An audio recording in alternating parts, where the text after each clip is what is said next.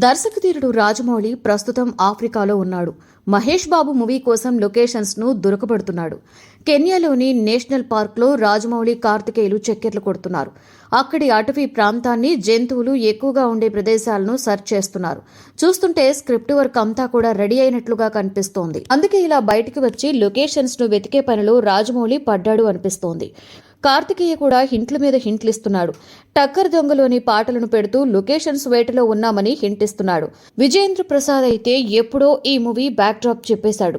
Africa అడవుల నేపథ్యంలో చిత్రం ఉంటుందని, వరల్డ్ వైడ్ గా కథ చెబుతామని అన్నాడు. ఫారెస్ట్ అడ్వెంచరస్ గా చిత్రం రానుందని అర్థమవుతోంది. ఈ మేరకు రాజమౌళి గ్లోబ్ ట్రోటింగ్ అనేటువంటి పదాన్ని కూడా బాగా వాడుకలోకి తీసుకొచ్చాడు. ఆల్రెడీ మహేష్ బాబు అయితే లుక్ ని పూర్తిగా మార్చాడు. లాంగ్ హెయిర్ తో కనిపిస్తున్నాడు. ఇంతవరకు గుబురుగడ్డంతో మహేష్ బాబు కనిపించింది లేదు. కానీ రాజమౌళి ప్రాజెక్టు కాబట్టి ఆయనకు నచ్చిన లుక్ లోకి మారవలసి ఉంటుంది. అందుకే మహేష్ సైతం తన కెరియర్ లో మొదటిసారిగా ఇలా కొత్తగా కనిపించే ప్రయత్నం చేస్తున్నాడు.